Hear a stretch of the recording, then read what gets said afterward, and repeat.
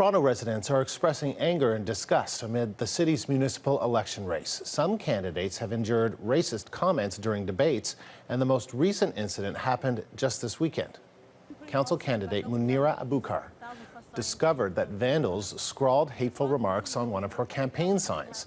She says she was disheartened to find the words "go back home" and her photo defaced in ink.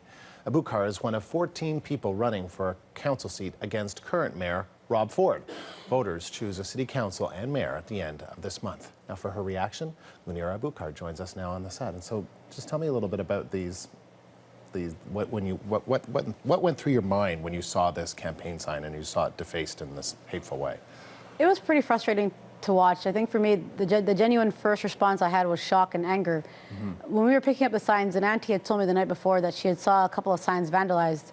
And so I had assumed that they were just, like small doodles and meaningless mischief, I think, that young people were doing. Right. And so my parents and I, when we went to go pick up a few of the signs that we saw scattered on the road, were shocked to see such hateful and intentional language. So there were a number of signs that had been defaced. There were a number of signs that were defaced, and for me, it really was making sure that I had not assumed that the signs were intentional. For us in our campaign, and for me personally, this was really the first example of intentional hateful language on our signs. And so it triggered, I think, a lot of responses in me, but the larger frustration I had was seeing the shock and dismay and also heartbreak on my parents' face. I think when they first came to Canada, they experienced a lot of racism, and to live that again vicariously through their children is not an easy experience to be going through. In 2014, yeah. It's crazy, but it's real. And you've also received some threatening Twitter messages and emails, right? Tell us about those. We have. I mean, I'm proud to say that I'm from Toronto. I'm proud to call Toronto my home.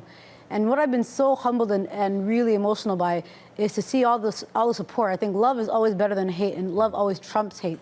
And so to see people, really saying that they stand with me and they stand in solidarity to end hate in any form has been amazing. But unfortunately, you're always going to come across a few people who are ignorant. I think racism stems from ignorance. It stems from this. What are the nature of the emails and the messages? A lot of them are very violent towards the fact that I'm of a different faith, right? I'm of Muslim descent, right. And I'm a very proud Muslim. I think a lot of people take to calling me jihadist, take to calling me a terrorist, that I support ISIS and that I work with ISIS on my weekends. And so it's anything from that to like really derogatory language I wouldn't want to express it on camera, because it triggers a lot of people, right? To be reading that, but then also to be getting emails saying that the behavior is going to continue. Do you have any idea who's sending these messages to you and who's defacing your signs? I honestly wish I knew. I think for me, I don't give hate the room to grow, and I don't give it the room to impact my life. Yeah. It happens. And I think the frustration I have is that if you're able to write on a sign in the middle of the night, and you really believe those ideas, let's have a conversation as to why you believe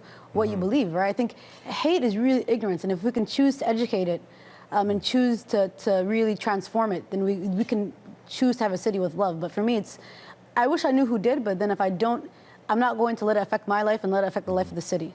That's good. Unfortunately, you're not the only one. Other people have also. Oh, yeah.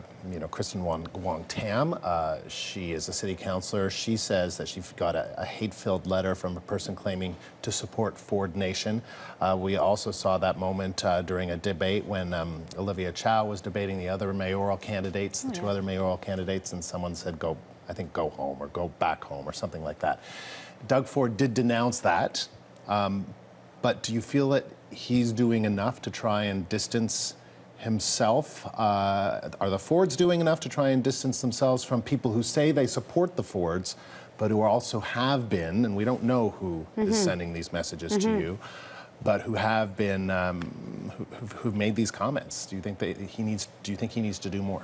I don't. I'm actually quite disappointed in Doug. I think beyond just him running to be the next mayor of our city, he actually also is councillor where I live, so I'm a part of his constituents. Yeah. And I think for me, not hearing a response in the last 24 hours has been it's really been abysmal on this part. I think it's a matter of not choosing to distance yourself from those who are hateful and support you. It's a matter of holding them accountable. I mean, I've been humbled by receiving support both from Kristen and Olivia. And so I think it's because they've experienced racism and they've experienced what it means to be told you're not from Toronto, that they understand and show solidarity and support. But I'm disappointed in both John and Doug, because it's a matter of, in this campaign and in this city, we've been really addressing issues of privilege and of what it means to be told you're not from Toronto. And so I think, first and foremost, as my councillor, there should have been a response from the Fords. Second of all, I think if you're really in it for the city and if you're really for the little guy, I'm the little guy. I'm the little guy who's being pushed out and being told that I'm not from here. And so where is your response? I mean, where is your civic duty, but also your duty as a human being to really say that you're against this kind of violence? I haven't heard anything from either Doug or Rob.